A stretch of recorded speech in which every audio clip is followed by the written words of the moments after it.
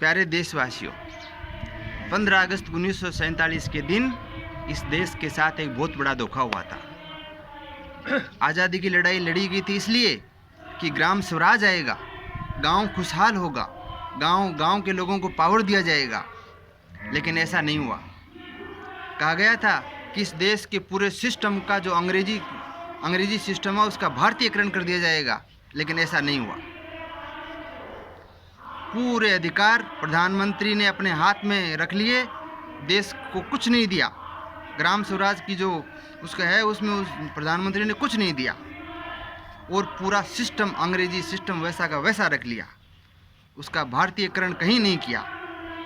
इस देश की शिक्षा नीति, इस देश की चिकित्सा नीति, इस देश की विदेश नीति, इस देश की रक्षा नीति, सामाजिक नीति, अर्थ नीति, सारी नीतियां सब अंग्रेजी रही। इसी कारण अपना देश आज भी नीचे से तीसरे नंबर पर है। 106 देशों की सूची में 103 नंबर पर है, अर्थात नीचे से तीसरे नंबर पर है, जिसको पहले नंबर पर होना चाहिए। कभी ये विश्व गुरु हुआ करता था, यहाँ दूध दही की नदियाँ बहती थी, सोने की चिड़िया कहा जाता था। आज भी देश के मजदूर किसान कितनी मेहनत करते हैं, फिर क्यों नहीं देश खुशहाल होता है, देश विश्व के नंबर 1 पर आता है? क्या कारण है? उसका कारण है ये सरकार, उसका कारण है ये भारत सरकार। भारत सरकार तो विदेशी कर्जे से चल रही है। कर्जे का ब्याज चुकाने के लिए इसको और कर्जा देना पड़ता है। भारत के बजट का 35% ब्याज में जाता है।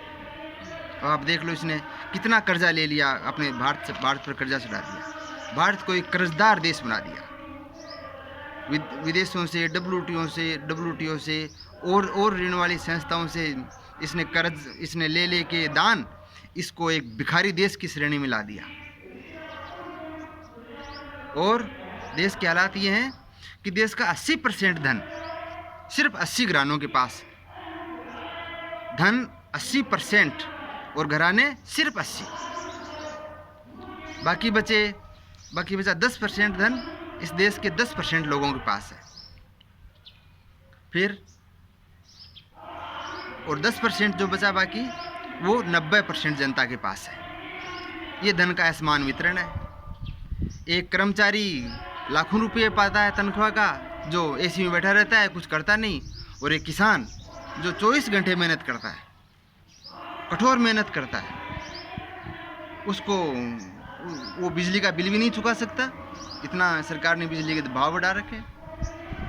ये देश शराब से चलता है। संविधान में लिखा है कि समाज को नशा मुक्त बनाने की दिशा में सरकार को कार्य करना है, लेकिन देश की सरकार शराब बेचती है, देखो, और दूसरों को बेचने नहीं देती। कोई और देसी शराब निकालता है तो उसके मटके जाके फोड़ जाते हैं पुलिस वाले। ऐसी इस देश की नीति है। साथियों, युवाओं को रोजगार नहीं है, सब दुखी हैं देश में। जो धनवान है वो धन के अधिके के कारण दुखी हैं, क्योंकि धन के अधिके से भी कई तरह की परेशानियां पैदा होती हैं। उनके बच्चे नशा सीख जाते हैं और उनमें घमंड आ जाता है, पता नहीं कितनी तरह की उसकी समस्याएं हैं, वो खुद जानते हैं। इसलिए इस देश में एक क्रांति की जरूरत है। अब जो किसान आंदोलन हुआ है, ये उस क्रांति की दिशा में एक पहला कदम है, और ज़्यादा कदम नहीं उठाने पड़ेंगे। 2-3 कदमों में ही ये इस देश में क्रांति आने वाली है। क्रांति का आगाज हो चुका है। साथियों, हाँ, क्या 1857 की क्रांति दोहराई जाएगी इस हिसाब से? 1857 की जो फौजी क्रांति थी वो नहीं दोहराई जाएगी, उसमें अहिंसक क्रांति होगी, गांधी जी वाली क्रांति दोहराई जाएगी, भगत सिंह की क्रांति दोहराई जाएगी। वो भी तो पहले स्टार्टिंग में किसान वर्ग ही तो आगे आया था ना। हाँ, कमल का फूल और रोटी का चिन्ह लोगों में जागरूकता पैदा करने के लिए। हाँ। हालांकि उसके परिणाम ये रहे, कोई अच्छा लीडर नहीं मिला, इसलिए वो समय से पहले भड़क गई थी क्रांति और उसने हिंसक रूप ले लिया। तो क्या अगर अहिंसा आंदोलन चलेगा तो क्या इतनी बड़ी क्रांति हो पाएगी? बिल्कुल होगी। ये क्रांति होने वाली है साथियों। थोड़ा सा ये इस बिल्डिंग की नींव गल चुकी है, इस पेड़ की जड़ों को दिमक खा चुकी है साथियों। थोड़ा सा सहारा लगा लो, ये बिल्डिंग गिरने वाली है। तो इसमें अगर बात की जाए तो इतिहास देखा जाए तो ऐसे कोई एक इंडिविजुअल जिसकी विचारधारा फॉलो की जाए, जैसे अभी आज हम बात करें तो जो टिकैत परिवार है, महेंद्र सिंह जी टिकैत, जो आपके अच्छे दोस्त भी रह चुके हैं, आपसे मिल भी चुके हैं, इस पावन धरा पर आ भी चुके हैं। आज उनके सुपुत्र श्री राकेश जी टिकैत आ रहे हैं।